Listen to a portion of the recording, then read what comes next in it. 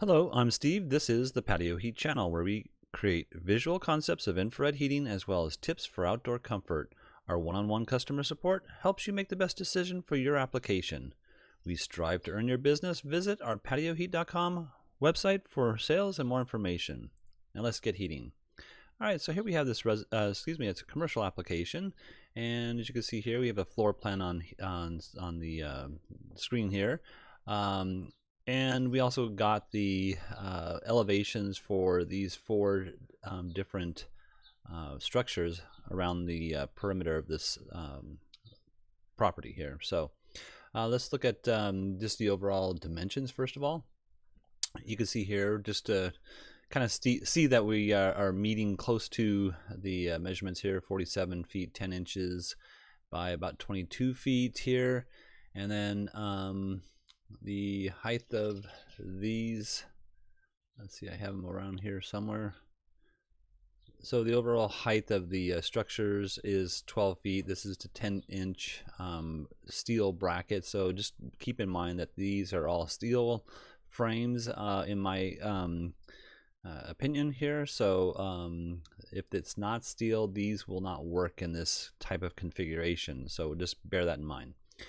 And let's see if there's anything else. We have, different styles of seating areas. This covered patio here, open patio, and then just an open section here in the middle.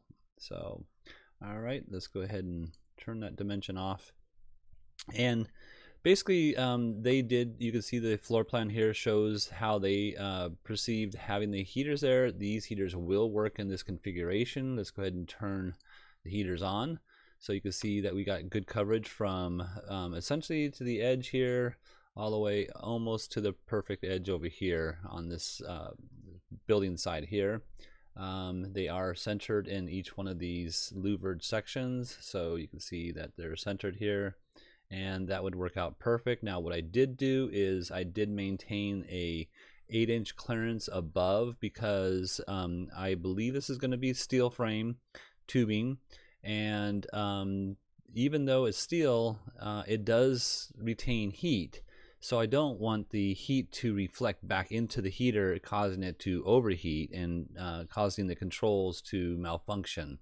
So that's why I'm leaving 8 inches of clearance here above. That's the clearances are to combustibles. Steel frame is non-combustible. However, I still need to make sure I maintain some clearance so I don't have issues with the heaters long term. Okay, and then you'll see here in each one of these sections there's different. I'm gonna go ahead and just turn off this floor plan here. I have 2 heaters in this section over here. We'll just call this section I guess that's B4, and then I have 2 heaters in section 3. And you can see here in section 3 that I'm missing between these posts and half of this chair at least, and same with that, and almost same with this over here. So if this chair was to be pushed all the way to the left, it wouldn't be hit completely. However, it's decent coverage. I would like to have one more unit between here, but I'm not quite sure how that would look visually, as well as where we can actually place it so that it is actually uniform. I guess we could put one underneath here, something of that nature, going straight down or parallel with this, but I still don't like the look of that. What I did here is I just taken the heater itself, mounted it so it's approximately 1 inch down below the top of this 10-inch beam here. This is a steel beam again.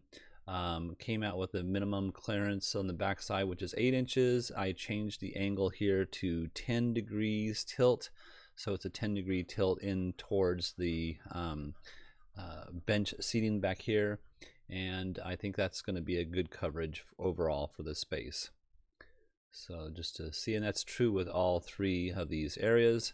And then of course you can see again, I would like to have one more unit for uniform coverage, but again, can't get one in there and make it look decent. So over here there's just one, and the same issue with the outside edges here, and of course the bench seating sections. So, and again, we could put something in like back here, but we're going to be wasting half the heat into the planter boxes here, and I didn't see that being efficient, but you know, we could put one here and one here, like back over there. Now on the, I'm going to call it the grassy area, we have some sun glow heaters. These are, and I should mention, these are all S34s on the trellis sections.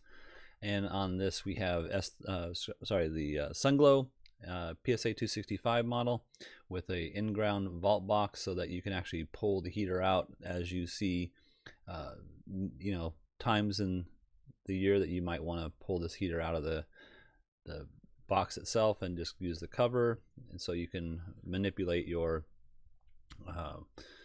room for different events. And anyways, but there's obviously 6 units here, and what I did was, from this side here, I started my mounting points right next to the bench locations, and then went 10 feet out, and they're 10 feet center to center this direction. And then when I got over here, I could only go 9 feet from here to here, but still 10 feet center to center. And you can see we get a really good coverage here in the middle section, with the exception of this corner here, there, and over here.